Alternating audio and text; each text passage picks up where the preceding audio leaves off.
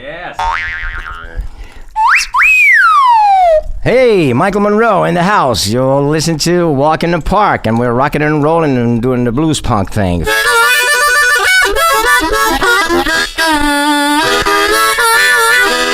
With my man Chris Shiflett here, man, and we're rocking, and we came, we saw, and we rocked viciously and violently. All right. I'll take it. I'm walking the floor over you. Walking the floor. I'm walking the floor. Walking the floor over you.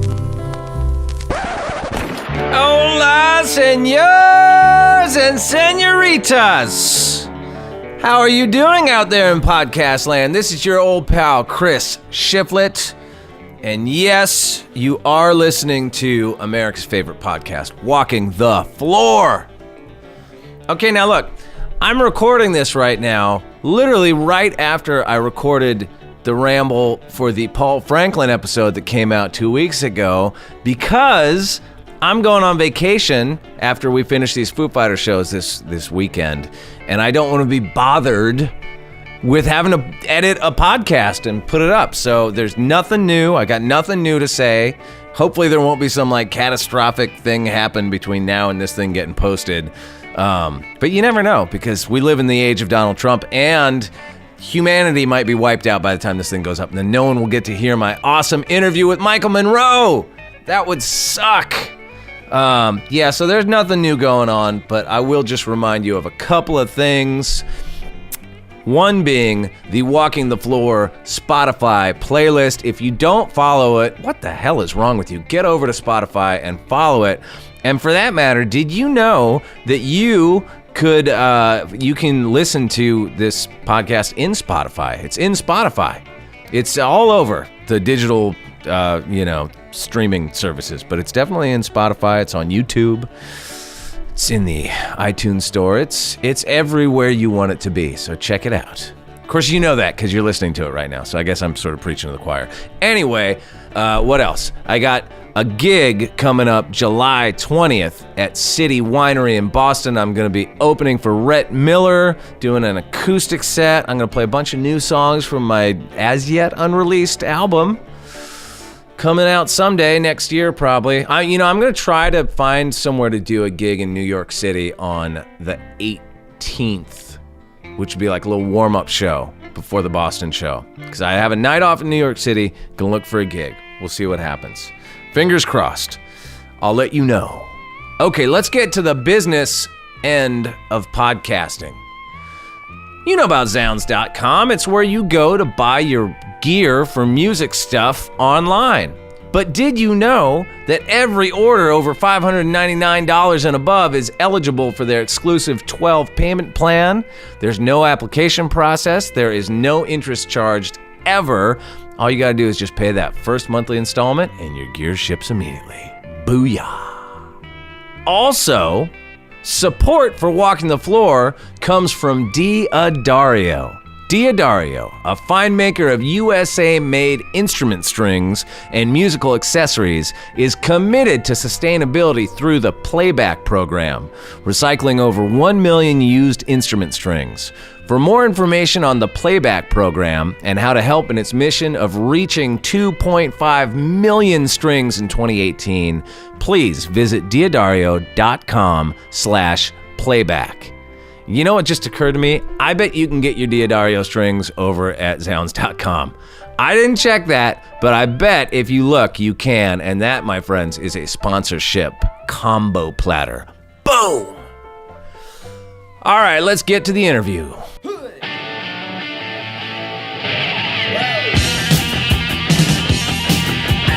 Now, I bet most of you folks out there listening have heard me ramble on over the years about how much I love Finland's one and only Hanoi Rocks, one of the greatest bands that has ever existed, in my not so humble opinion. I don't know if I would have fallen in love with the idea of playing guitar in a rock and roll band in quite the same way if I hadn't discovered them around the 8th grade. I think it was like 1984 or so. Right time, right place, right moment in the changing of the guard from heavy metal to glam rock that was happening in Southern California, in large part thanks to their influence. I remember flipping through Kerrang! Magazine and seeing a picture of them and just going, what is that? I could just tell. You could just see that it was something different. And I think Michael Monroe was probably the first thing about them that I noticed because, he was hard to miss with, he had like giant spiky blonde hair and he's super thin and tall and crazy bitchin' outfits. And I don't know, you could just tell it was some other thing that was a little bit different than like the Iron Maiden and Dio records that I was listening to at the time. So when my older brother Scott came home with their record that came out that year called 2 Steps from the Move, I fell in love, and that was that. I took a left turn into glam rock, and I never came back, baby. I'm still there. Still glam rock for life, kids. By 1985, sadly, they had crashed and burned in drug addiction and tragedy, swapping guitars, clothes, and lovers along the way. But then Michael Monroe went on to a very long solo career, eventually putting a new version of Hannah Rocks back together many years later. That was around for a little while, made a few albums, and then he went back to his solo career, and he's still rocking today. And I'm happy to say I've gotten to know Michael over the years and consider him a friend. We met up last summer when Foo Fighters went through Helsinki, and after he interviewed me for his upcoming documentary, I interviewed him for this podcast. And as usual, got to ask him all my little superfan questions that I've always wondered over the years. That's why I love doing this podcast. It's great. When I get to interview one of my heroes, I get to get into the weeds, man. I mean, who knew that they originally asked Prince to produce their classic LP, Back to Mystery City? I didn't know that. I bet you didn't know that. So we got that and many other sordid details right here. This is Michael Monroe on Walking the Floor.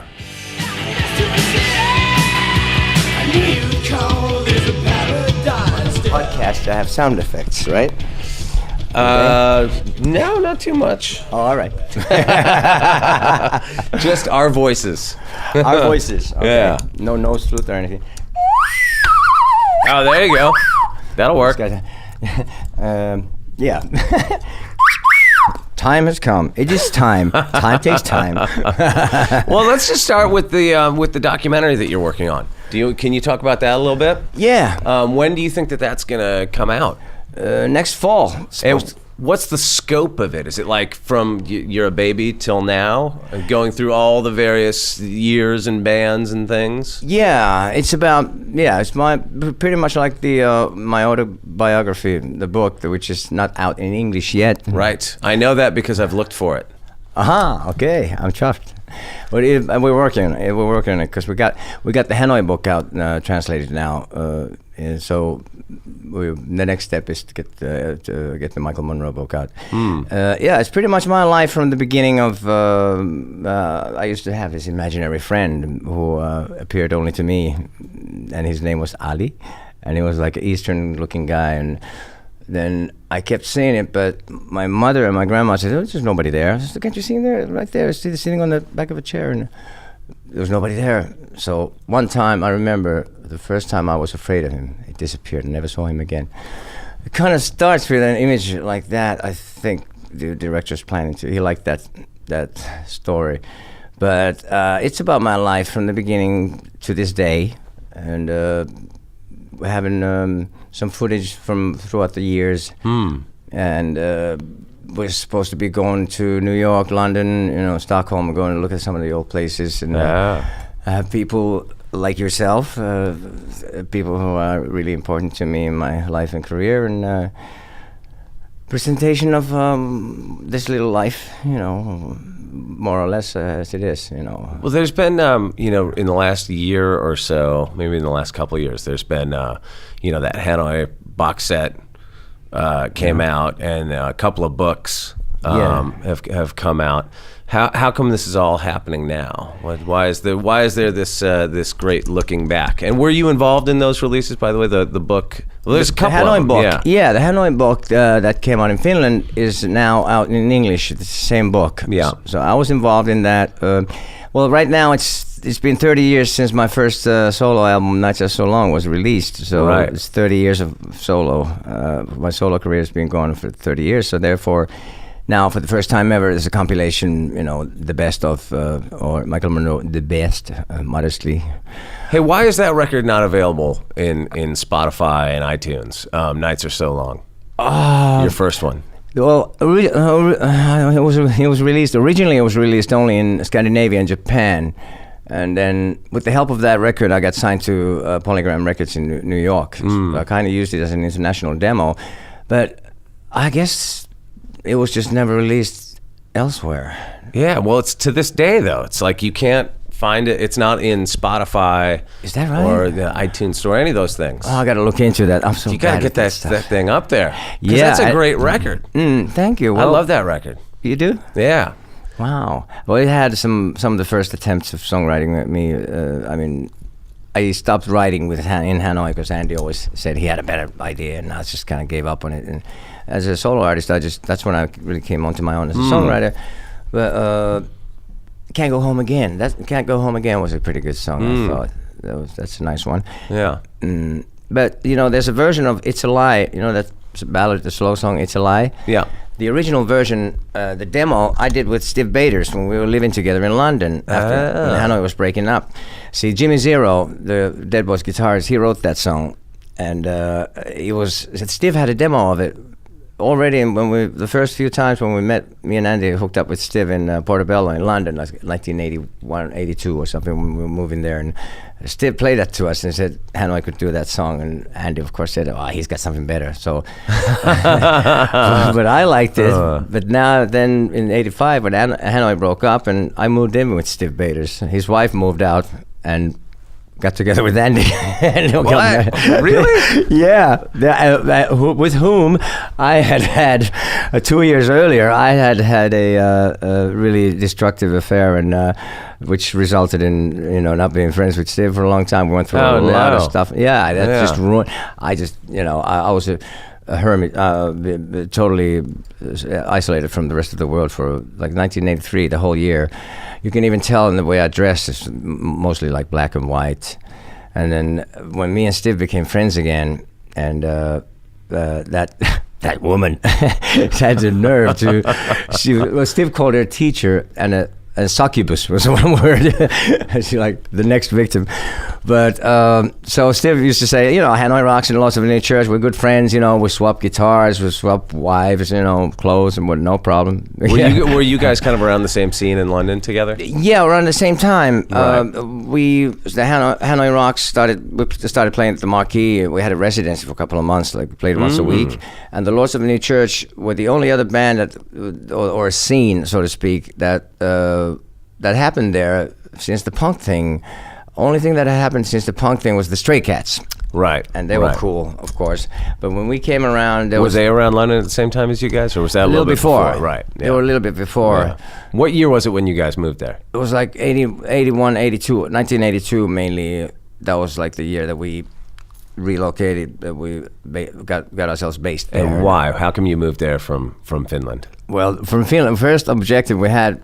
The first goal was to get the hell out of Finland as far as possible, as soon as possible. What was Finland like at that time? It was crazy. I imagine it being kind of gray or something. I think that's how. Because I think that I interviewed Sammy for this, and I think that he described it as being kind of very gray, tenement blocks and that sort of thing. And which I think you guys must have stuck out like a sore thumb. Oh yeah, you guys were anything but gray. Exactly. Yeah, it was like grays and browns, and I remember walking towards the crowd, against a multitude of people, and I was a little taller than everybody else too, and I was looking around, this is the story of my life. I'm not going against the grain to rebel, I'm just going that way. But everyone else is like, everyone's like looking like really gloomy, and kind of there's like a shadow hanging over from like World War II or whatever, I don't know, but still. people really kind of like depressed or serious, and no smiling. And I think Hanoi rocks. One of the greatest things that Hanoi accomplished, I think, in Finland was we've pretty much forced people to, lighten up a little and learn to laugh at themselves and accept difference, because it was intolerance here at the time in the late 70s. All of a sudden there was this fashion of everybody looked like the Happy Days or American Graffiti, right. James Dean kids, we called them. There's huge Greasers. rockabilly scene here, right? Rockabilly, yeah. But that was kind of like in between, Teddy Boys and skinheads. It was not nice. It was nasty. They used to go to karate, and then about 10 or 20 kids would jump on anybody who had a little bit longer hair or looked a little different, like some old poor old hippies. They were like really. People get killed and stuff, and they would burn their hair. And let's stuff. get the hell out of here before the rockabillys get us. Yeah, really. I mean, the radio. I mean, going to the over the weekend, going to the train station weekends would have been like suicide. Except me and Andy, we used to walk through there. Andy had the creepers, he had a drape jacket, and he had his hairdo like a pompadour, even though it was different colored. So they were like, huh? He had the coolest drape jacket with leopard lapels and bright red, and they were like, huh? What? This is not a... What is that guy? Yeah, is it a hippie or a punk? I don't know whether I want to kick his ass or not. Yeah, exactly. They were confused. They went way over their heads. So it was like... And I was wearing... I had like hair down to here, black, and on top it was blonde, and I had like electric blue PVC pants and a white jacket from a mental hospital that Andy drew a huge dick in the back and all that. So, but we had to get out of here. In Stockholm, at least you didn't get beat up for the way you looked. And we lived on the streets, me and Sammy and Nasty. Andy had a girlfriend. He was smart. Like, what do you call a guitar player who broke up with his girlfriend? Homeless. Ha ha ha. Right. So I thought that was a drummer. Well, yeah, it goes for both. Yeah, he works either way. Yeah. So we were on the streets. So first you went to Stockholm. Yeah. Me and Sammy and Nasty were, we had the original drummers, Jip Casino. Yeah. He had a rehearsal place at a subway station, but unfortunately couldn't stay there overnight. So we had to we were homeless, walking around the streets, and we rehearsed. It was a subway station where the trains go on the platform. It was like a fallout shelter. So you opened this huge metal door, and we went down underground even lower. And there was always a guard that came to make sure that no bands were rehearsing there. Really? Yeah, like by midnight. You have to get out of there. But sometimes we were hiding behind the speakers, and when the guy was gone, we were like, okay, let's play. We played all night till 5, 6 in the morning. And then we discovered one time that you go up the escalators. We climbed up there and got the door open, and there's a field where they were growing. Somebody was growing carrots. Like, oh wow, food. For a bunch of homeless rock and rollers, that must have been like a good find. Yeah. We've got dinner, boys. Yeah, and then we started hanging out with these other homeless people, like some Arabs and people from like Malta, Afghanistan, and they were like refugees or whatever. And they had the shoplifting down, man. There was like whole chickens, and they would bring out of the store. I was like, well, how did you get that? Incredible. And they would hang out at this club called Club 88 over the weekend, and there was a Swedish guy who always invited a whole bunch of us to his house. His house was a little outside Stockholm. We had a huge mountain of empty beer cans behind it, and we had at least a roof over our heads, the weekends. But it was, 6 months. Me and Nasty and Sammy, we used to do the same round and ask for change, and then we see how much we had. If we could all have a hamburger each, or share one, or buy a bottle of wine to forget about the hunger, and that's how we started. Well, let's back up just a little bit before that. Started out with nothing, and still got most of it left. That's a good one. How did you guys get together in Helsinki? Like, how did the band form? Okay, 'cause I know that Andy was in Breard. Yeah, right. Yeah, they were the first punk single, I think, in Finland, so-called punk. It was called "I Really Hate Ya." And Sammy was like a kid, wasn't he? Like Sammy 11 or 12 or something? He was younger than everyone else. He was a couple of years younger than me, so I was 17. Sammy was like barely 16. But they were in this band called Pelle Miljoona, which was kind of like a punk, but they sang in Finnish. And I and Andy, we met at a rehearsal place in the basement of a church where I used to live in Helsinki. There was a rehearsal place there. It was kind of like for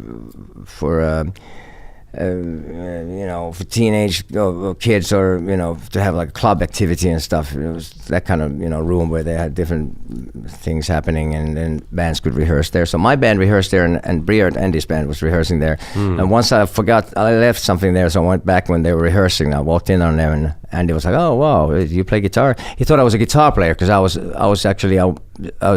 wanted to be a singer, but I played guitar because I didn't have a good enough guitar player in my band. So Andy always did this. He thought, when he figured it was another guitar player, he says, "Okay, let's jam," and then he'd like play the best solo he could.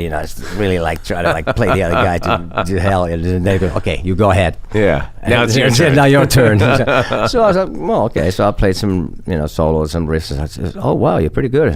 I said, "So how long have you been playing?" I said, "Well, I'm not really a guitar player. I'm a singer, but I'm looking for a guitar player." "Ah, okay." So we started talking and planning for the band. We had this idea of the most perfect band where everybody would be a strong, like the Dolls. Everybody was a strong individual, in the band. There wasn't just like the front man or the Mick and Keith kind of thing. That would be everybody, and really the kind of music and kind of style, dress, look cool, and the Alice Cooper band. Where'd the look come from?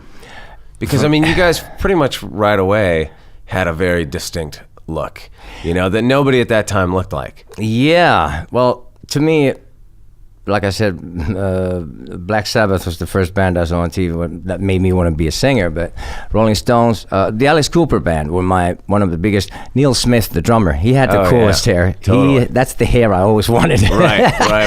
And it was so cool. And the mystery of you really didn't really know what you only saw a few photos, and they had the patent leather and all these scarves, and the way they dressed, it looked so cool, man. Yeah. So that was one of the main one of the really big influences on us, on me anyway. And Little Richard was the first, guy wearing makeup and big hair and stuff. Right. So when I but there was a real distinct thing with the smoking jackets, the old suit jackets with tight jeans and pointy boots or creepers, and the scarves just a certain way. It was there was a thing that was uniform to your band that everybody in the band seemed to do in their own way. Right. And I get that it was, the Alice Cooper band, Mott the Hoople, all these things, New York Dolls and stuff were all thing, but it's you guys took all those things and you guys were an aggregate of all those, with a little rockabilly thrown in, a little punk rock with the creepers and that sort of thing. Yeah. You know what I mean? But it's interesting that seemed fully formed from the get-go. Or is that just my misunderstanding of it? No, it's true. Yeah, it was not planned for. It was just spontaneous and natural. It just, we took a little bit of everything from everywhere. Everything we saw or heard, we took a little here and there, influences from different artists, different bands, and then we made it into our own. In the early 70s, there were even the Stones and the Faces were actually, I was even more into them than the Stones. Sure. And they had there was a little bit of that glammy kind of thing on every band in that time period, but everyone, we just thought that everyone should have their own thing and be really different from everyone else, and put on a good show. And over here in Finland, back in the day, in those days, all you had was these prog rock bands, really serious musicians trying to act like they weren't really, trying to be stars, or a lot of people hated us for daring to be sort of to even have self-confidence, let alone be okay, we're stars, yes, we'll look good, of course we'll take money for our shows if it's on our own terms, yeah, sure, there's nothing wrong with being making money out of playing, and put on a good show, of course, and people pay for, you want to give them their money's worth, as opposed to some guy who stands there with his back to the audience with a dirty hair and jeans and plays 20-minute solos anyway, self-indulgent 20-minute solos anyways, putting everyone to sleep. So we wanted to we shake it up and make it. It was a good kick in the ass over here at the time. So and they hated us, of course. First they were junkies, faggots, who are at the time they even used faggot as a bad word, and they said, these are not, pretty much get out of this country. But then when we started getting ourselves a name, when we moved to, we had a manager, Zeppo, who was interested in managing the band, but when we went out to moved to Stockholm and lived on the streets for the 6 months that we were rehearsing. But there were like 4 or 5 months that we rehearsed and got the material together. Seppo was in Turkey or somewhere, he was traveling, but he was the only guy who was internationally connected and used to bring in, artists from abroad, to arrange concerts, Iggy Pop and people like that. And then I called him from Stockholm and asked if he's still interested after we've been rehearsing for 4 or 5 months, and he says, "Yeah, sure, I'll come over." And he came over to Stockholm and to the rehearsal place, and we played him our set, and he was like, "Wow, cool, let's try start booking you a tour in Finland." And we had one single. That first single, "I Want You" and "Kill City Kills," which because Andy had this guy at the record label. The head of the label allowed Andy to make a single. That's why it says "Hanoi Rocks" with Andy McCoy on the first single. Really? Yeah. And I had that single, and we were on the streets. I went to this record store where they used to sell singles and stuff. And I used to go there and listen to records and talk to the guy at the store. And then he said he knew this guy at a record label, a friend of his, whose name was Sanjit Tandon. He was like born in India or something, a Stockholm guy who had a label called SOS. So he passed on the single. I gave the guy the single. I said, "Yeah, can I have this played to my friend?" And that way we got a record deal eventually. The guy was interested in signing us, and then I said, "Okay, well," I hooked him up with the guy in Finland, and then them together we got the deal and started making the first album in Stockholm. Started recording Bangkok Shock, Saigon Shakes, Hanoi Rocks. So that's from rags to almost riches, from rags to something, from rags to bitches. But that's how we started, recording the first album. And we toured in Finland. We came to Finland at least 2 or the third tour, I think it was, when the album actually came out, even though it was supposed to be out for the first tour already. All we had was this one single, for a couple of tours. But we made money anyway, some money, for playing those shows. And right, you were getting by. Yeah, and I had luxury. I had a roof over my head. I got this. There was this girl who, when we were on the streets, me and Nasty and Sammy, I used to be the one who was like, sort of pick a girl and so to speak, seeming like I was trying to hit on her. And then when she said, "Yeah, you want to come over?" I said, "Yeah, can my friends come along?" And then we all came in. Once we got to the house, we went straight to the fridge, like, "Okay, raid the fridge." And she'd be like, nobody would touch her. And say, "Yeah, oh, sorry, I'm a bit tired now. It's just, there's plenty of room here. It's okay. We're sleeping already." So that's what we did. That's a good scam. So, yeah, right. For all you budding musicians out there. Yeah, right. Yeah. Put your most attractive member out front to get the girl. Well, Sammy and Nasty, well, you were asking about the chemistry in the band. Actually, the thing was with Hanoi, like Steve Baders used to say, it's good to have a couple of guys who are soldiers. Like Nasty and Sammy were sort of like, in quotes, soldiers. They weren't into too much too creative and too sort of worked up about getting their ideas. For example, like the Eagles, I can understand why they broke up, because there was a bunch of songwriters. Yeah, but so much creative energy and different views, and like you said, you have to kind of make compromises to make the whole unit work. So Nasty and Sammy were great because they were just easygoing. They were happy to have a couple of beers and then play the songs. And with me and Andy, we had we actually never really sort of learned to know each other as properly until like 20 years later. And really? The year 2000. Even in those years when you were all living out of each other's pockets? Yeah, in 85. Were you two not close socially at that point? No, we drifted. We were in 1981, 1980-81. We kind of had when we were on the streets in Stockholm, and Andy wasn't. He was at his girlfriend's place. Me, Nasty, and Sammy, we created this bond really tight, and it's still there. And Andy sort of, he used to resent us for. There was a time I remember when he was screaming at Nasty on the phone. We were calling him from the drummer at Jip Casino. He had a job at this old retired people's gym where he was at the office, and he used to let him in and stuff. And we kept our stuff there. I had one suitcase and one cardboard box in this little like a room and we'd go there and take showers, wash and then get back out on the streets. But we kind of separated. I remember Andy was. Back in those days, he was really furious when he saw that, we've been like, I had gotten into like speed and, a little hash with those guys, the homeless people, and he was like, "What the fuck, man, you know, you don't do it. You know, like he was really mad at me. And That's kind of ironic, isn't it? oh yeah, of course. You know, look who's calling the kettle black. You know? But yeah. So anyway, but the chemistry worked because there were, you know, everyone had their place. But Jip Casino, the drummer, he started having some mental problems. He was not really at ease with himself, and that affected everything. And he was never happy with his playing. I was kind of like always like, oh, it's a bummer. He was having like all these fits in the studio. He would like all of a sudden burst out crying and stuff. Really? Yeah. And then Razzle would show up at our gigs in London. He would just come up to both me and Andy. He would be harassing us. He was like, hey, where's your drummer, mate? Well, he's somewhere. Didn't he just kind of bully his way into the band? Yeah, almost? yeah, exactly. It was like he had decided. I'm going to be your drummer. Yeah, he was totally determined to be our drummer. He said, where's your drummer? I said, oh, somewhere here at the market. He said, I'll break his fucking legs. I said, what? Yeah, your band is great, but your drummer sucks. I've been looking for a band like yours for 3 years, man. You got to take me. I'm your drummer. So then me and Andy were sitting around, and it was kind of a low point with us, and we were like, you know, really down in the dumps, and the spirit of the band was kind of really at the lowest point it ever was. I mean, it looked like there was not much of a future. And then Razzle had me. I said we were having problems with Jip Casino, so I said, yeah, well, this guy's been badgering me. You know, he gave me his number last time. Maybe we should call him and check him out. Oh, the same guy's been badgering me. You know, and so then we called Razzle, and he came over.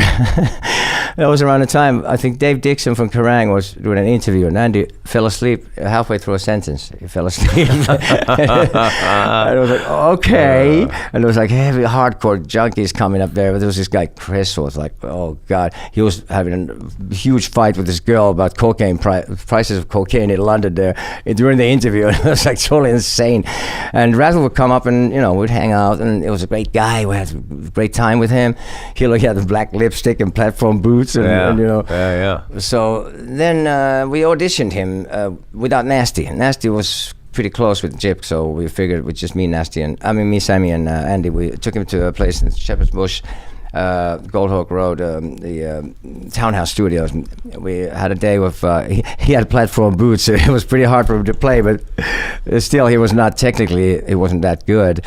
But we figured, you know, Jip Casino, over the first couple of years, he evolved a lot and developed, you know, it got better. So we figured, he looks cool. He looked like Neil Smith, the way he played. And his hair, and there's black hair, but still the same kind of hair, same kind of style. And his hero, Keith Moon, was his idol, you know. So we figured, oh yeah, he's a cool guy. Yeah, he'll get better. Yeah, let's take him. You know. Yeah. And he had the spirit. His attitude saved the band. You know, he really, I mean, what was that like when you guys first moved to London? What was the scene like there? Were you guys? What did you expect it to be, and then what was the reality of it? Well, I was surprised first of all that there were no skyscrapers. I thought it was going to be like Manhattan. So we just like walked around endlessly with Andy, and just to try to get to know the city. But we ended up at some party with that band Girl with Phil. Phil Lynott. Or not Phil Lynott, Phil Collins. Yeah, I wish Phil Lynott. What was his name? Phil Lewis, right? Right. Oh yeah, the guy that LA Guns. Yes. Yeah. So he had a band called Girl originally, and they had made an album which me and Andy kind of thought was pretty cool. He looked kind of like Steven Tyler-ish, you know, album cover. And then it was their party, their record release party or something, and they had a second album, and they were showing a video that they just made, and I looked at it and I was like, Andy, they ain't that great, man. I think we have a pretty good chance here, man. I think we're better than them. And then, as it turned out, there wasn't much of a scene. There was not much happening there. Like, who were the other bands? Well, you mentioned Lords of the New Church before. Lords of the New Church, well, The Damned, of course, whom Razzle, we used to follow them. He saw maybe 200 or 300 Damned shows. You know, he'd be like hardcore fan of theirs. And but there was, you know, Iggy. What we liked was Johnny Thunders and the Heartbreakers. That was one of our favorites because Chinese Rocks was the first name that Andy suggested when we were thinking of a name for the band. And I said, well, it's already a song, so it should be more original. So he said, how about Hanoi Rocks? I said, yes, I've seen the future, past, present, whatever, that's it. I said, that's the coolest name, cooler than the Rolling Stones, man. It's the coolest name I've ever heard, still to this day. It's one of at least one of the coolest. Yeah, great name. Yeah. So was Johnny Thunders living there at that time? No, we hadn't met Johnny yet. But the Heartbreakers, contrary to popular belief, you would think that the New York Dolls were more of an influence on us. But the Heartbreakers, the LAMF album, that was more of an influence even than the Dolls. But still, of course, the Dolls were too. But Johnny Thunders' spirit and his attitude, that was the thing. I mean, we ended up touring in Sweden with him, and we would laugh every day. We looked at the headlines, like he got arrested for breaking into the airplane's the medicine cabinet or something, There's always something. When you guys eventually played on Que Sera Sera, right? Yeah, I played some sax and harp on that. That's when I moved in with Steve, and then Steve was on the road. Johnny had broken up with his girlfriend. They threw him out of the house in Stockholm, and he came to London. It's like, hey man, I got no place. I said, well, come on, you can stay here. So I stayed with Johnny, which was quite an adventure. We went to buy food, like cereal. He had this cereal called Smacks, of course. And then he was sincerely trying to, kick the habit. I mean, he told me he did heroin for 10 years, and then before he realized that he can't kick, he couldn't quit. And it was like, don't ever do this to yourself, man. But it was like, he's the kind of guy that the more I see, the more I do. I mean, there's endless amounts of, whatever you had whiz, I was like, you got any more, man? I dropped the package in the toilet. And he'd come like rolling his sleeve down. I said, oh yeah, right. So I had to hide it. I had to hide it from him. But he had reminded me of a really important thing there because that was around the time when Hanoi Rocks was, after Russell had died. Right. So I was totally devastated. I didn't know what I was going to do. I had no plans. All I wanted to do was make sure that Hanoi didn't become a parody of itself or a joke about that we didn't lose the integrity that the band had. At least in my mind, it was always like us against the world and not playing the corporate game and the music business. Who cares?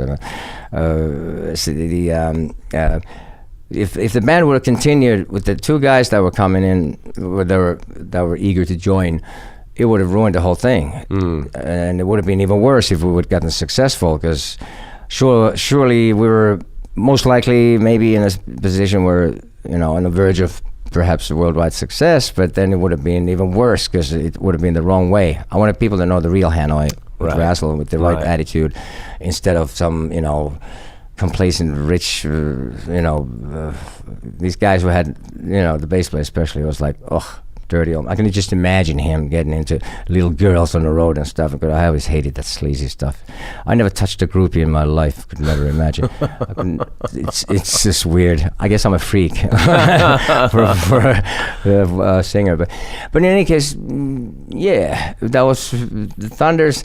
That kind of punky, the Damned, big influence on us, and the Mott the Hoople stuff. And well, how did you connect with the guys from Mott the Hoople that produced Back to Mystery City? I always wondered if there was much like interaction or acknowledgement by the 70s era sort of glitter rock, glam rock bands. But if you had any interaction with, obviously you knew the guys in Mott the Hoople, but like any of the other guys, like, Mick Ronson or Alice Cooper, any of those folks, like if there was much interaction between all you guys. Yeah, well, not at first. We were just, I couldn't even imagine that I would ever meet Alice Cooper. Where I was a fan of Alice Cooper's in Finland. When Alice was in Finland doing a promotion for Muscle of Love, he was staying at this hotel. He didn't play a show, but I was there with the kids from my backyard, and I wanted to just see him. And when he came out, it was going into a car. I patted him on the back so I could say I touched him.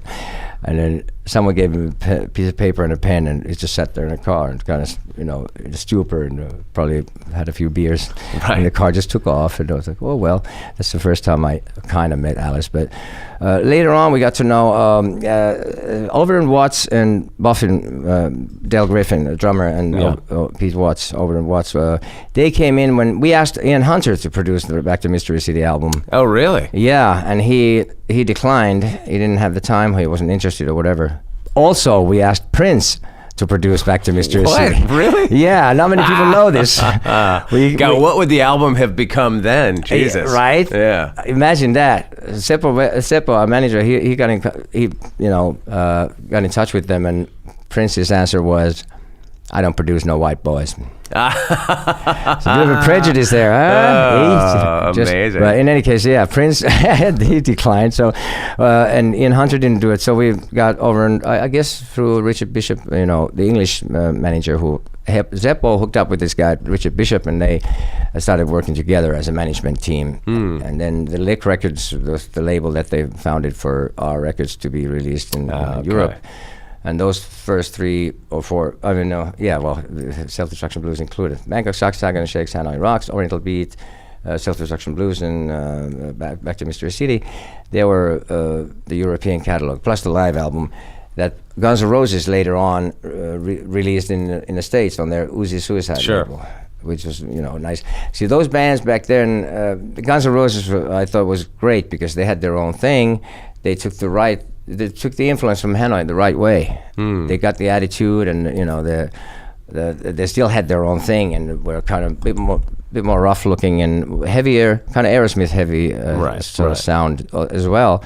So I thought that was fantastic that they became the biggest band, and not these other bands that were kind of superficial, sort of phony, like Party Hardy. To me, they gave bad names. Gave a bad name to rockers, because it was phony. It's like this sort of pretentious chicks and booze, and I can't believe how many musicians in America say like, so why did you start playing rock and roll? For chicks, It's just like, well, lucky you could play a little on the side there, So to us it was more serious about music and all that, and the looks of course was part of the thing. So well, that record that the guys from Mott the Hoople came in and produced, to me that was like a huge evolution in the sound of the band. Like it seemed like that was the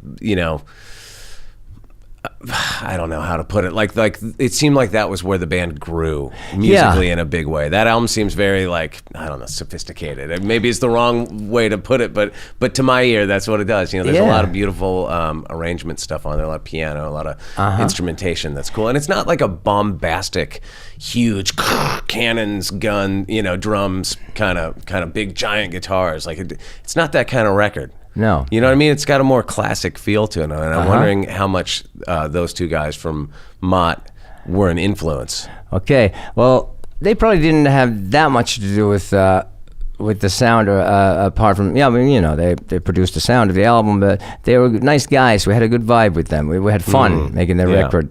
And they weren't too serious. And I remember Ian Hunter saying later on when I got to know Ian, I said, well, those two couldn't get arrested as producers, mate. Yeah, but of course the old bandmates, they always always competitive. Yeah, but it was a good album. Then they had Morgan Fisher. They had him later on when they were mixing. They had him do the piano stuff like in Malibu Beach. That's interesting stuff. But at the time, I was kind of frustrated. Well, Oriental Beat had some good songs, but the producer was completely wrong. He went totally the wrong way, and that's why a lot of those songs were kind of, it's a shame because they were ruined by the sucky sound. But we were learning all the time. So Back to Mystery City, by that time I felt like, okay, Andy didn't really want me to write that much, although I would notice once in a while, I would notice some part of some idea I'd had that ended up in his song. But if I ever mentioned it, he was like, what the? I could fucking go furious over this. So I couldn't bother to fight. But in any case, at that time I decided, okay, well, I know Steve Baders had, with Steve, we had, gotten to know each other, and he taught me a lot about arrangements and stuff. And, like Until I Get You, he used I'm 18, Alice Cooper, as a reference point, to sort of point out how the structure of the song and how it builds. And the first verses, it takes kind of easy, and the last verse is going mental and screaming, my hands palm, my face in my hands. And then Until I Get You also was, I'm crying at the end of the song when I'm doing the ad-libs, because that was this person, who was Steve Baders' wife, who ended up being Andy McCoy's wife, had a kid with him, whom I had a thing with a couple of years before Andy, and I could not believe Andy fell for it by that time in '84. So, I'm in love. But is that the woman that's all pictured on his first solo record? Stacy, yeah, I think so. Yeah, Stacy Misnove. Yeah. Well, in any case, well, but I'm glad I survived, and my friendship with Steve survived. But Steve had taught me a lot about arrangements and stuff, and I could see in Andy's songs that he always tried to shove too many parts in a song, like the 4 or 5 parts, even 6 sometimes, and like, okay, once you, like Bob Ezrin says the same thing. When he first came to see us live, he says, as soon as he starts dancing to a groove, then it changes all of a sudden.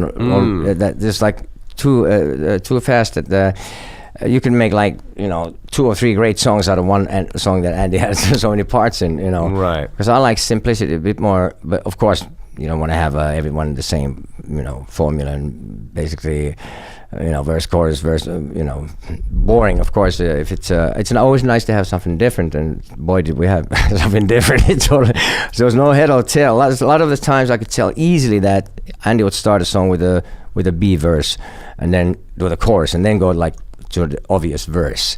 So I'd be like, okay, if you don't mind, this is, at first, when he realized I wasn't after the credit of the song, then he's like, okay, so what? I go, yeah, how about if we do it this way? And so I started arranging this stuff, because he had some great ideas and all that, but as a whole, I had more of a, I had an idea, and I was excited because I could contribute something. What was going on around Two Steps from the Move? Because why did Ian Hunter come in and help complete some of the songs, like lyrically and stuff? Well, Bob Ezrin, because I always wondered, because you guys in such a brief amount of time put out a bunch of records. Yeah. And then for that one, what, did Andy have writer's block or something? What was happening there? Well, I think it was more like a heroin block. He was, it was around the time of, unfortunately, like in '83.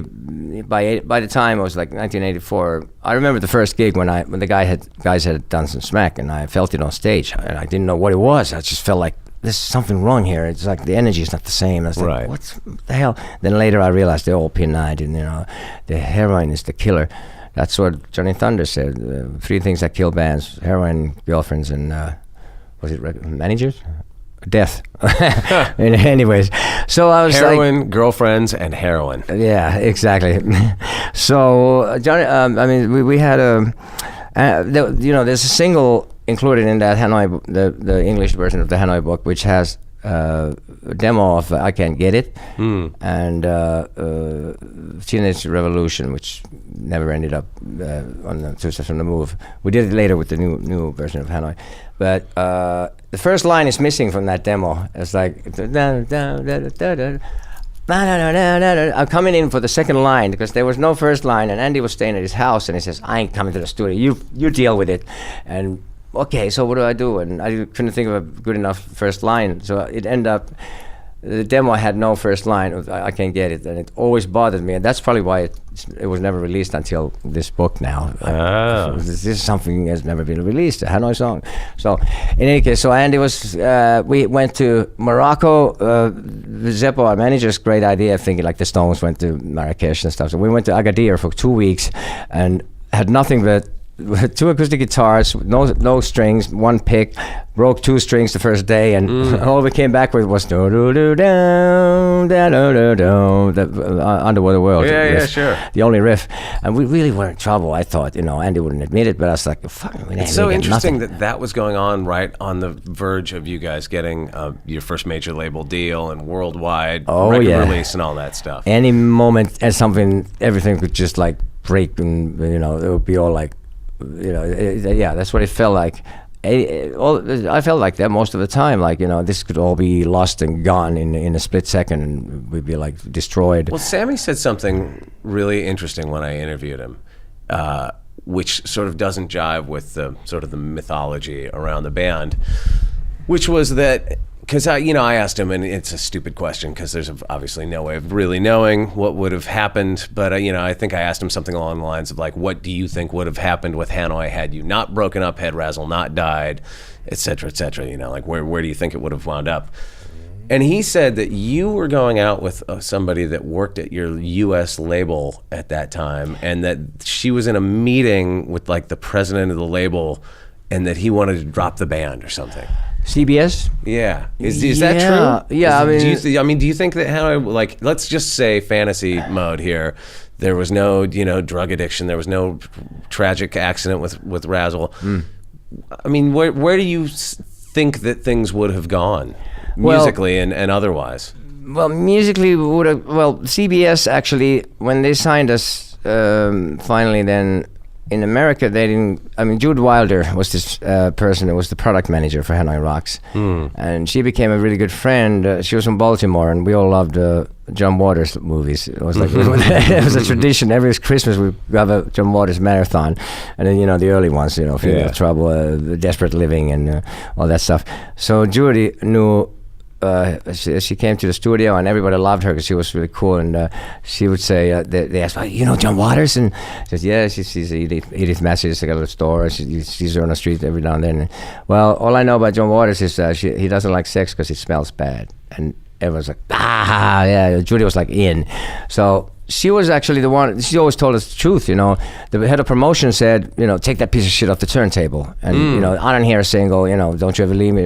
And which is crazy because my memory of it at that time was that everything was all happening. I was starting to see your videos on MTV. I was seeing your pictures in all the magazines. I mean, I became aware of you because of all that stuff. I was a teenage kid in California, so it was obviously reaching. Way far away from where you guys had started. Yeah, it looked like, I guess, on the outside it often looks like that too. Right. You never know what the real story is. But I think, we were getting there. In my mind, I thought that it was a good time to. Well, but I mean, the thing was, with Up Around the Bend, the song Up Around the Bend was, the Two Steps from the Move, the title track. Bob Ezrin thought it was the sickest song he ever heard. He didn't want it on the album, and we left it out. Right, because it's not on the album, right? It's not on the album, exactly, which I think is pretty cool in a way. It's kind of like Sheer Heart Attack with Queen. The album title, Sheer Heart Attack. Later on, they had that song, Sheer Heart Attack. Right. So the label wanted a single, and we were on tour in Germany in a van, and the only cassette we had was Creedence Clearwater Live at the Royal Albert Hall or something. And we figured we'll pick one of those songs, Hey Tonight or Bad Moon Rising or Up Around the Bend. Yeah, Up Around the Bend, let's take that one. Then we went to London. Ezrin came to London for one day, and we recorded it in one go, and next day we mixed it, and that was the first single of the album. Was that after you had done the whole record? Yeah. Was that because the label was like, we need a single? Yeah, we had been recording. We went to the basic tracks in New York, then went to Toronto to record the rest, and then came back to New York to record more and vocals and stuff. That's when Ian Hunter came in. Bob Ezrin had, knew Ian, and he called Ian because he knew we were big fans, and so he thought it would be a thrill for us, which it was. And Ian came in, and he heard we did need help, like I said. Andy didn't have much. It was kind of, I remember being at his place, and he said, "Well, I don't have any ideas except I got this. I don't know if this is anything. I'm probably going to throw it in the trash, but like this." I was like, yeah, that's great. Of course, because we had nothing else. Right. Yeah, let's go for that one. Yeah, let's do that. Yeah. So that's how.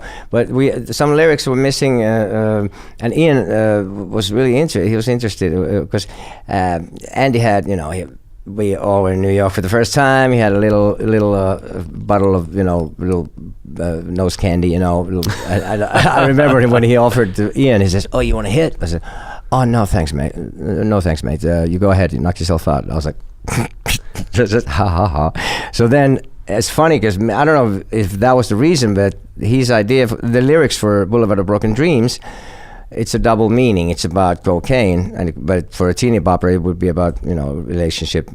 Sure. You're having an affair with the Snow Queen, whatever. All these broken dreams have made me see that I'm strung out. Somebody rescue me. Do I have to tell you that I love you? Do I have to show you that I care? Do I have to tell you that I need you to be there in the middle of the night when I'm much too weak to fight? You're such a welcome sight. In the middle of the night, yeah. Boulevard of Broken Dreams. I talk so bad and I act so mean, and I got to get back on my feet. The lyrics are about, it can be depending on how you look at it. So it's a double meaning. Right, sure. So it's very smart. I love stuff like that. So Ian said he took those three songs, right? Mm-hmm. I Can't Get It, Boulevard of Broken Dreams, and Underwater World. He took the rough mixes, instrumental versions home with him, and he was going to work. He said he'll get back to us in about a week or so. He came back the same night. He had written all those lyrics. He had them all ready the next day. Really? Yeah. Wow. He was so he was so excited. He got inspired. So he wrote them all in one go the same night. there you go, mate. Cheers, thanks. You know? And there were some of the coolest lyrics. I thought Was he involved in like creating like the vocal melodies and everything too for it? No, it's just lyrics. It's just lyrics, I think. How cool. Yeah. And we had this guy, Pete Burns, who used to write for Cream. I think Pete Burns, his name was. He was in England, and he there's 2 lines from his lyrics that we used. He had a bunch of stuff, and I smoked a lot of sky, drank a lot of rain, was in some of his poetry, but it was kind of hippy-dippy kind of stuff, and it was, that hippie. Jack Bruce came to the studio, of course, perfect timing. Bob was friends with Jack Bruce, so Sammy happened to be just doing his bass part. It was like, oh, shit, great, okay, Jack Bruce is there, but feeling intimidated. But then Andy, of course, his timing, he says, like, who the fuck was that guy, Pete Burns, whatever, he with that hippie, horrible lyrics, he didn't do nothing, man, just useless. So Jack Bruce says, well, he only wrote hits like Sunshine of Our Love and In the White Room or something, and stormed out of the room. I was like, nice one, Andy, great, yeah, that was a great impression. But later on, me and Sammy were talking, he was in the lobby, we hung out with Jack Bruce later in the lounge, and it was cool, but it was so funny. He always, I mean, we would have gotten signed to Chrysalis Records already in like 82, 83, but Andy went with Richard Bishop, went to meet the head of the label, and before anything happened, Andy said, what, Jethro Tull, that horrible, but it was like slagging Jethro Tull, who were the foundation of the whole company. They got him all their money, there was the biggest selling artist in that company. Whoops. So it's like, okay, that was it, but that was so much for that deal, But in Ezrin, first of all, he whipped us into shape, and he didn't tolerate any slacking off. And we've been like, Back to Mystery City was a lot of fun, and it was creative, and I was really Steve had taught me how to think of the vocal that I was going to do, like in Until I Get You. Think about it until you're in tears, and you're really like in that head, and then sing it. Right. And really, it was exciting to me, because I figured, I'm evolving my learning, and I can utilize all this knowledge that I now know and see how it works out. And it was cool. It was a nice, fun thing. But Bob Ezrin turned us into pros. Right. That was like the big difference. That he wanted to meet. He saw our show, and then he wanted to meet me first, which made Andy crazy. He was like, "Why does he want to meet you, man? I write most of the songs." And I don't know. Maybe he wants to talk about my performance, which it was. I went to meet him at one of Dave Gilmour's houses. He was staying at the David Gilmour's house, and they were making that record, About Face, his second solo album at the time too. So Ezrin, he just said that, I liked, that's when he told me he likes the groove, and as soon as he starts dancing, then he changes, that's one thing, that he thinks too many parts in songs maybe, and then he said, how many times did you go up in the PA? I don't know, maybe 3 or something. I counted 7. Okay, so, after you do it so many times, you lose the effect. If you're up there once, you'll go, wow, he's up there. Maybe a second time, okay. But then if you do it more, and it's like, okay, ho-hum, same old, it's not in. So he was weighing in not just on the making of the record, but on just performance, the presentation of your band. Yes, everything, the whole package, and he really felt like the same spirit like with the Alice Cooper band. Right. And it was going to be a longer relationship with him, with us. Right. You think he would have done the next record? Yes. Had there been another? Yes. Right. It would have been a fruitful relationship from then on. It really was a special vibe. He loved Razzle, he loved the band, and he felt like he was back in the game with, like the Alice Cooper band, early days. But he said, there's one problem, when I was just me and him the first meeting, he says, there's one problem, but I know I can deal with it, though. It kind of, what do you mean, Andy? Yeah, he kind of reminds me of Glenn Buxton in the Alice Cooper band. Well, this is a love-hate kind of thing, but I can deal with him. And so which he did. He had when did like everybody's drug use become, an unworkable problem? Well, it always was. It was. I think it was just the heroin. That was it. Sure. The heroin is the killer. That just like turns people into assholes, like selfish scumbags, and really like just changes you so much that. That was, I think, the worst thing that happened, But we're still going to be fine as long as we were, stayed out of trouble. because I stopped everything when I've been doing speed and all that, and then I figured, I'm gonna move into the heroin and stop speed. Oh, great idea. I'm gonna be better off. And I realized, and then I ended up doing both, and I just was going crazy. And at the end of '83, I remember seeing the video, some first roughs of all those ACDs live, and I flipped out. It's the first time I saw myself live. I was like, God, am I like that, man? I was like, phew, I was getting dizzy. Like, oh God, that's me? And really, felt really, I'm gonna go crazy. Some reason I just. Wait, you didn't like it? Did you not like what you saw? No. Really? Yeah, I thought I was like, I don't know what it was. I was just like, I didn't like myself at all. I was like, God, am I like that? And I'm too wired, I just hated myself there, and I decided, this is it. I'm gonna stop everything. I'm not gonna even smoke a joint anymore. I'm just stop all the drugs and all that stuff. And I went through the heroin period. It wasn't that long, and I hated that. I really didn't enjoy it that much. It was more an association with that girlfriend. But however, to me, once you stop something, you decide to stop it. You gotta have the will to stop it. Rehab, to me, if someone else does it for you, I don't think it sticks. It doesn't, right. You have to want to get. You have to want to, You right, have to actually want it. Yes. So then I stopped everything. I started exercising and swimming, and I lost all my weight. I guess I was like anorexic, to a certain extent, because I was like 40, under 50 kilos. I'm like 183 centimeters, 6'2" or something, 183 centimeters tall, and under 50 kilos. I could touch my finger around my waist, like my fingers, my thumb. I could touch. Jesus. Yeah.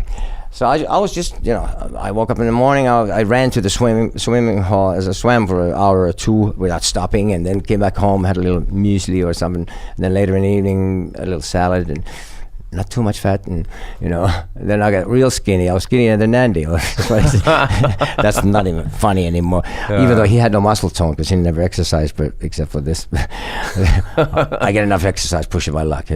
But so the management was saying like, Jesus, we can't go on tour. You're looking like that. It was before HIV and the AIDS and all that.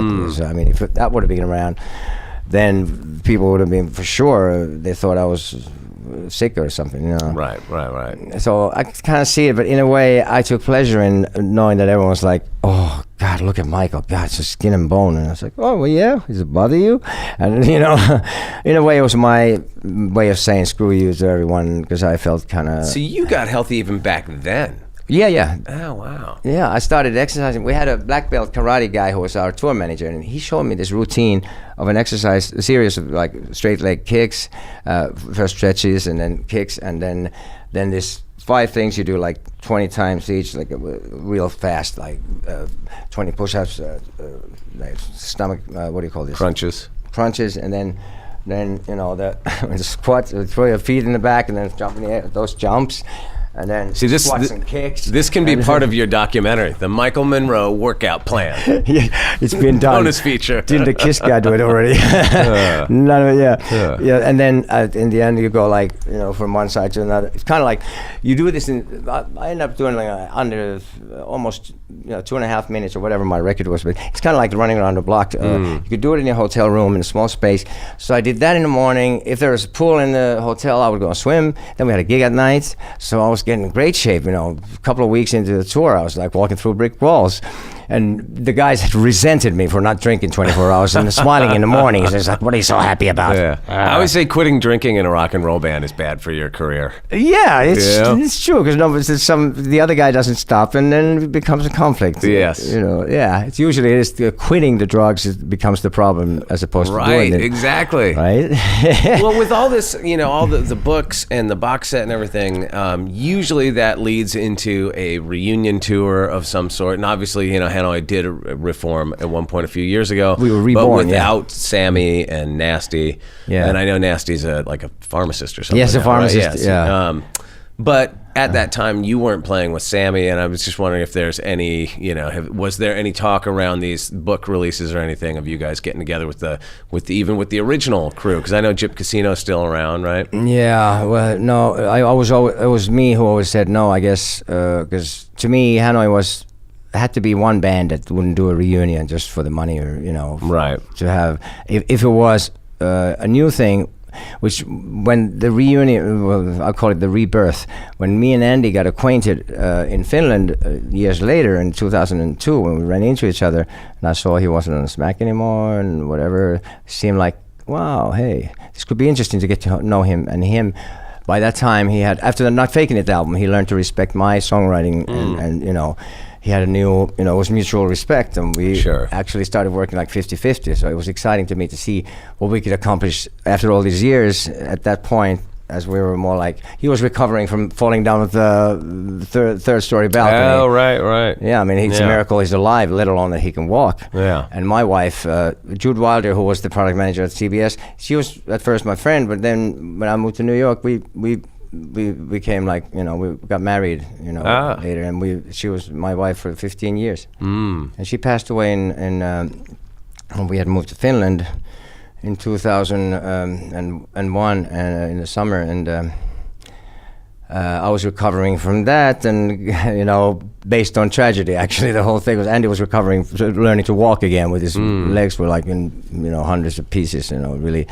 So that's when we started kind of we had, you know, old ideas that we've worked on, reworked, and started creating something new. That's the only reason I would do, and it was a big question was whether to call it Hanoi Rocks or Monroe McCoy or whatever. Right. And then we just figured, well, it was our name. We started together, two of us, and you know, why not? Because of this accident and everything was taken away from us, it's okay to use the name, I thought. And that was the 3 albums we made. It was the necessary. I was actually willing to do that the rest of my life. It would have continued to be fun, but it started slipping back into the old, hey, you're nothing without me and all that. You know, okay, you don't want to do this anymore? Fine. If there's no more fun, then let's put it to bed and bury Hanoi Rocks for good. Right. It's really not going to ever happen, because I would never do a reunion for just a reunion. Right. Because it's for the wrong reasons to me. Sure. So therefore, there was never any talk like that. Well, so what's going on now for you? What are you up to? Well, it's funny because the new reborn Hanoi was actually the band was me and Andy and the rest of the guys pretty much. And the new in 2009, after we had put that to bed, finally, Sammy came to New York with the New York Dolls, came to Finland to play.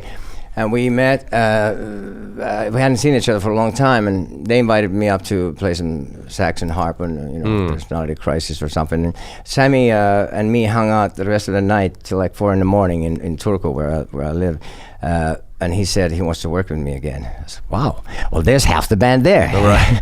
So we started working putting the band together, and by the January 2010, we were in LA with Ginger and Sammy and me and Carl Rockfist ended up. Jimmy Clark was the original drummer, sure, but then he couldn't commit to it full time. So then we got at the last minute, after 3 weeks of rehearsal, we got Carl in very quickly and checked him out. And worked out better with him. It was the right, you know, and he's still in the same band except for the other guitar player. Ginger changed to Dragan and Dragan to Rich Jones. Right. Other than that, it's the same band.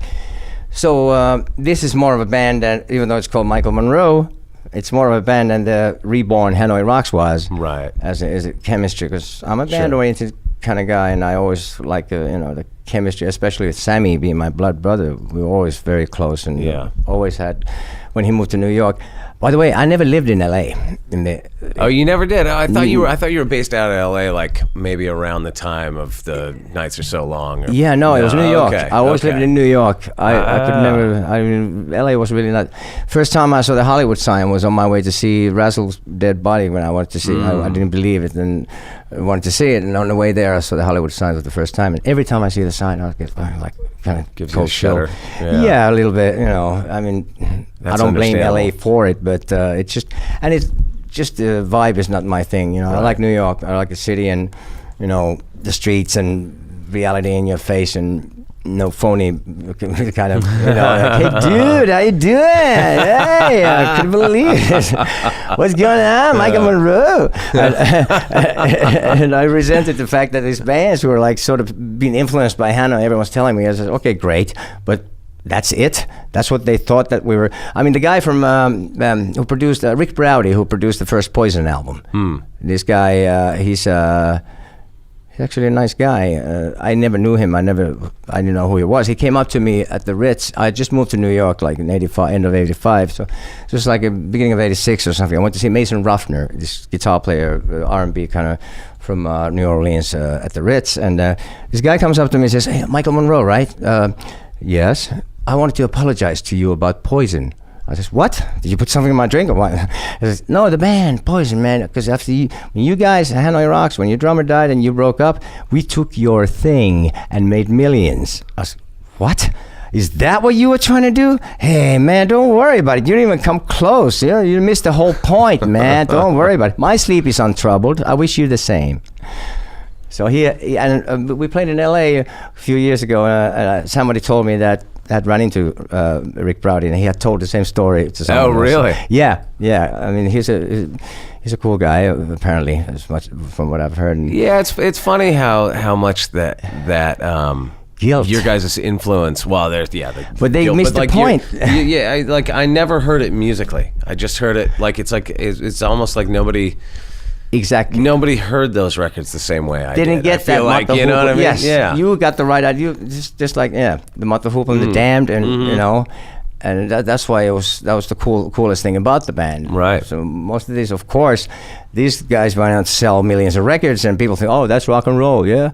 So then the next generation, looking up to them, I mean, these guys are already thinking that probably the guitar players think that Ace Frehley is the god, you know, and then the next generation, well, I call it rock and roll degeneration in a way, but I mean, I don't want to.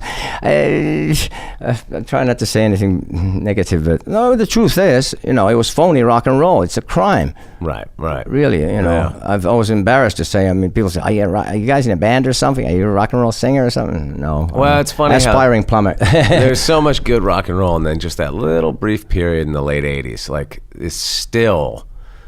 Like, people can't get over the sort of shittiness of it. You know what I mean? It's just like, it was just this little period in the late 80s where things got really janky. Right. You know what I mean? But the bands who last, the strong, if you're strong enough, you last for any genre or fad or fashion, you know, the ones that are left standing. And the test of time on the songs when you listen to those records. Sure. Ain't much of today's records. There isn't much that sounds better than what we already had in the 60s and 70s. Right. Most of the stuff, the way things are going, and it doesn't look like it's getting much better. But thank God for guys like you and us. We're trying to keep rock and roll alive. And with this band I have now, I feel it's the best, my solo career, best band I ever had on my solo career. And this 30-year celebration, I mean, it's 2 CDs here, man. We got the old stuff, the first CD, and the duet with Steve Bader's, It's a Lie. That's an important one, because that version is magical and much better than the one that ended up on the Nights Are So Long album. Right. And because me and Steve lived together and stuff at the time. And then Slash even allowed me to use that one Magic Carpet Ride Steppenwolf cover that we did for the Coneheads movie soundtrack. Oh, right.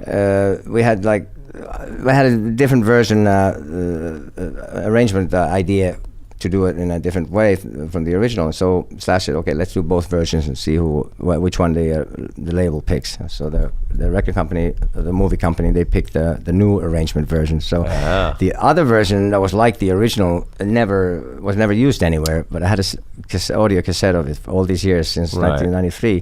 Kenny Aronoff on drums, Dizzy Reed on keyboard, Sam Yaffa on bass, and Izzy Stradlin actually sings backing vocals on that version too. Oh, really? Yeah. So I had it. I emailed Slash. I said, "Wow, man, this is such a cool version. It's a shame it never came out, and no one's ever going to hear it. I guess it would be too much of a hassle to try and negotiate it for me to have the right to use it on this compilation." And Slash says, all you have to worry about is paying the songwriters for the publishing. Sure, go ahead, you can use it. Oh, nice. I love you. He's the biggest heart, man. He's such a sweetheart. So me, who doesn't have much. Funds or not too much money to throw around, with respect and integrity, you get that kind of favors back. See, that's a beautiful thing. Yeah, when I think of it now, I know we got to wind down. It's only 3. Ain't It Fun, when I did that duet first in memory of Steve Baders. Yeah. That was like, I went there to LA to play some sax and harmonica on that Use Your Illusion album, on that song, Bad Obsession. And Axl had not heard the Dead Boys, so I made him a tape of the Dead Boys, and we were driving around in Hollywood in his car, and then he heard Ain't It Fun. I said, wow, this song's got to be on the, we're making a cover album with cover songs, and he called Slash, put the band together, we're doing this song, and we're doing it as a duet. I said, wow, so could it be possible that Steve Baders' name could be mentioned in memory of Steve Baders? He said, yeah, sure. So I said, oh, great, so now Steve can get, my dear friend and my, one of my all-time idols, and he would get, his name would be seen by millions of people on the album cover in memory of Steve Baders. Yeah, sure. So all I asked for is just put in memory of Steve Baders and spell my name right. I don't want any money, nothing like that. I just want the song on the album. Yeah. Because then it ended up being the first single, I think, too. Yeah. It was so cool. And it was magical when we sang it together. Even Axl sounds like Steve in places. It sounds like channeling his spirit. Yeah, it was a trio, actually, when you think of it. I feel like he's got to get a gun. And some words, it comes out just like Steve. Like, whoa. It was really a cool thing to do. I was so happy for that. But I didn't ask for any money for that. My manager at the time says, okay, I'm going to negotiate. You stay the hell out of this. You stay as far as you can, okay? You don't touch it. You're not touching this, because I wanted to make sure they didn't think I was greedy or anything like that. I wanted to make sure that song is on the album, which it was. But I never asked for anything for that. And now karma's coming back. I get to use this song with Slash, which was actually originally was Slash's project. So I was really, that's so cool, man. Yeah, and we got a new single, One Foot Out of the Grave, and a couple of outtakes from the Blackout States album, A Fistful of Dynamite and Simple Town, and the song called Get On. That was on Horns and Halos bonus track in Japan. Previously unreleased stuff, and good compilation. The second CD is from the last three albums, plus the bonus track. From 3 songs of each album, because I think the last 3 albums are some of the best, the strongest material I've done.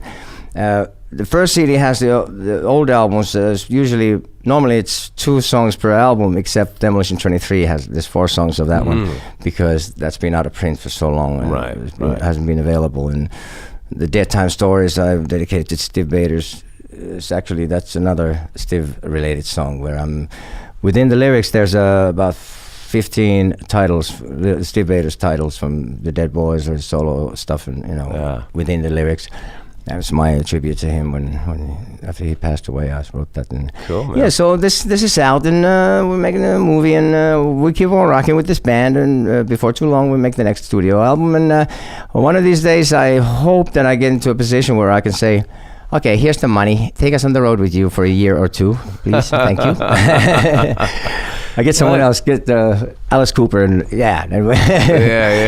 But yeah. Cool, man. Well, it's exciting, man. I can't wait to see how the documentary comes out, and I can't wait to see what you do next, man. Thank you for taking the time to do this today. Thank you for having me. I've been wanting to interview you for so fucking long. Really? Yeah. So it's been a couple of years now. Yeah, so I'm so excited that we finally sat down and did it. It's great. I got to do the harp then.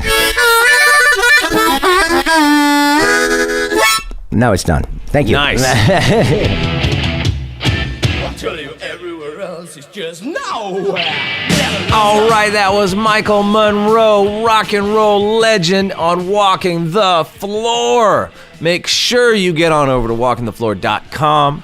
And I'm going to throw some killer links up there, links to his website, so you can check him out, check out his music, buy his tickets and t-shirts, etc., etc. But I'm also going to throw together a little glam rock starter course for you. I'm going to put together some videos of Hanoi Rocks in their heyday. I'm going to throw maybe like some Mata Hoople, little Alice Cooper, little New York Dolls. Get you kids out there on the right rock and roll track. Okay, that's it for this week. I'll be back in a couple of weeks, and I don't know who the hell it's going to be with. So tune in then and check it out. Adios, amigos!